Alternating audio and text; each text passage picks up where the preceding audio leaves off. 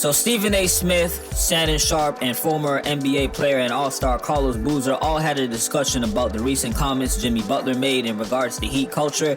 Each of them essentially agreed with each other, but for different reasoning that led to a lot of good perspective that I want to get into. And before I react to what they said, let me actually read you the quote that Jimmy Butler had to say.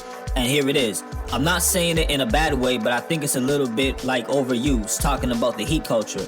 It is a great organization, but I think a large part of that culture is you get guys that buy into a winning mindset. You get some guys that buy in, you get some really good players, and you get the opportunity to talk about Heat culture a little bit more. I'm not saying it to talk down or anything, but I think whenever you have really good players, you can name it whatever you want to name it. To me, when I first heard and read that quote, it sounded like Butler was doing his best to be very honest without coming across as being bitter at the same time. But let's get into what these guys have to say right now. Jimmy is absolutely right. This is not a knock on the Heat, but when you got D-Wade and Shaq, when you get LeBron, D-Wade, and Chris Bosh, when you have great players, they buy in. It's the culture, okay? The Heat culture is still there. They don't have them really good players. How it's looking? The Patriot way, Coach Belichick was still there. He didn't have them great players. How was the Patriot way?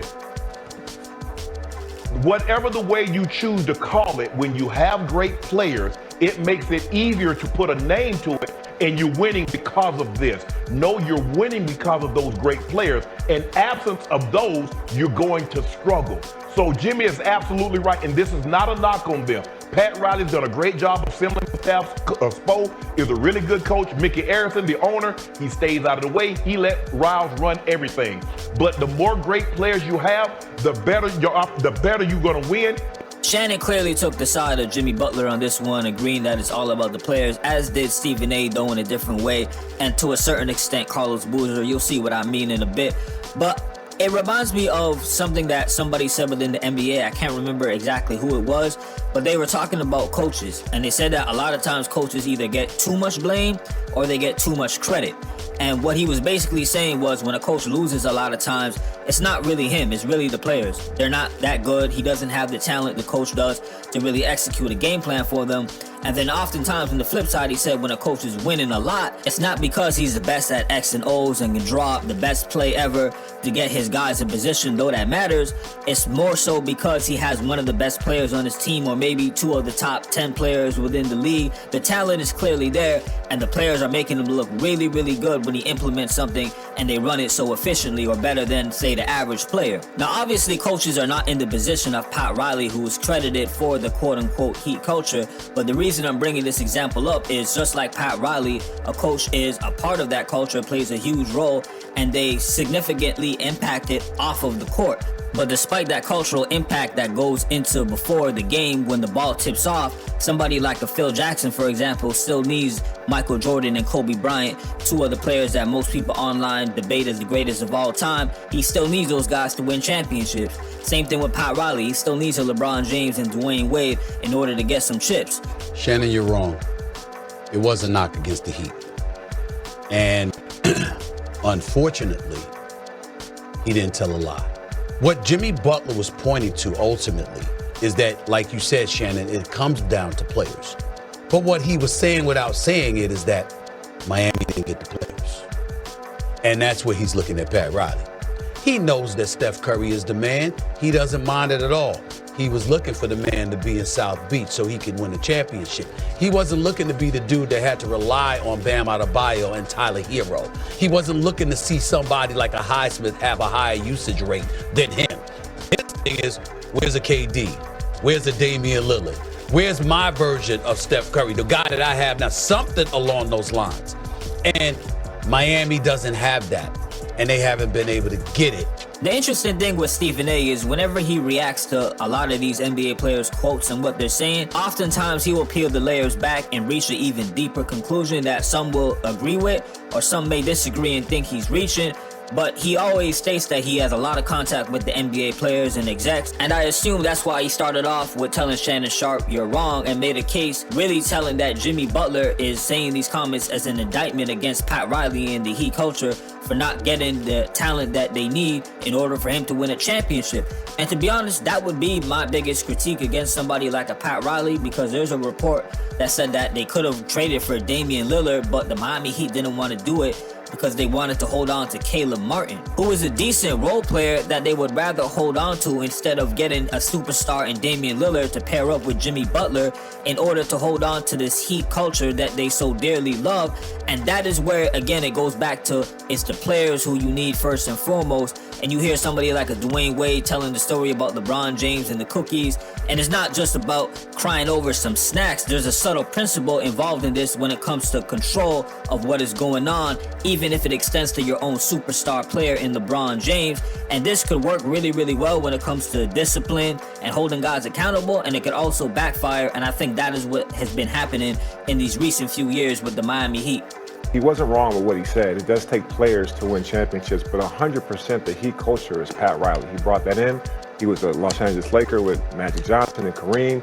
Went to the Knicks, did the same thing with Pat and those guys. Brought that same structure that Stephen A. talked about to the Miami Heat. And they had Dwayne Wade, they had Shaquille O'Neal, and a bunch of other guys. They won a championship in 06.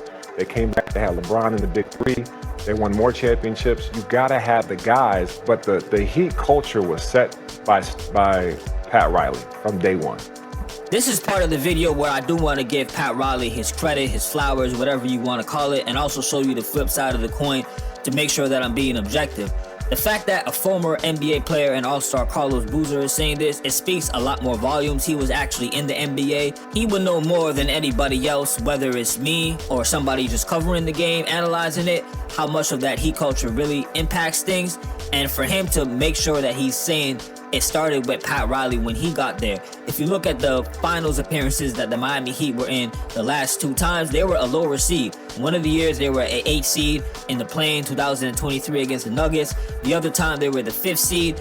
Pat Riley demands greatness no matter what the roster is, period. Whether he has great players, Hall of Famers, or a bunch of role players, the expectation is always still there, and that is the essential main component of that culture that works so well. Of course, Butler deserves a tremendous amount of credit for getting those 2 finals appearances. An argument can be made, however, that Butler on paper had better teams before that and they still didn't get to the finals, whether it was in his early years with the Chicago Bulls, though he was still coming into his own. The Minnesota Timberwolves, when they had Karl Anthony Towns and Andrew Wiggins. The point I'm making is that you could have all the star players, you also need that extra push, that culture, in order to get you over the hump. You could look at the OKC Thunder when they had Russell Westbrook, Carmelo Anthony, and Paul George. That didn't really work out. You could go as far as even looking at the Lakers team once they got Dwight Howard, teaming up down low with Paul Gasol, Kobe Bryant, Steve Nash. That was supposed to be a super team, even though it didn't exactly work out for a number of reasons I don't want to get into.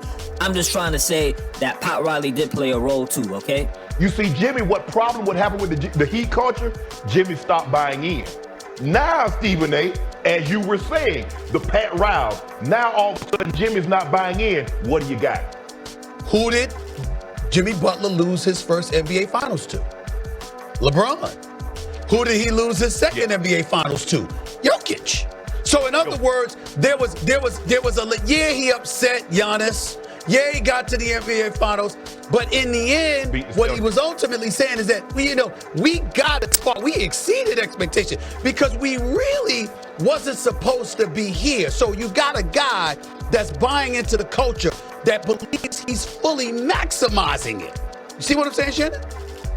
I definitely see what Stephen A. is saying. This is where I'm going to end things off with this question. Do y'all believe that Pat Riley believed in his system so much that as it was working, exceeding expectations, and you saw how the groundwork, grinding, believing in all that dedication, gave him those finals appearances against all odds, that it actually worked against him where he didn't want to make the necessary improvements roster-wise, since he saw how conventionally hard work paid off? Also, do you think that it's time for the Miami Heat to move on from Pat Riley? Would you still want to see him at the head of the snake operating everything? Or is it just, look, we need a new start? If you're a Miami Heat fan, let me know. All right, and as always, salute for listening. Like, share, and subscribe. Leave your comments below. I'd love to hear everybody's perspective. Peace.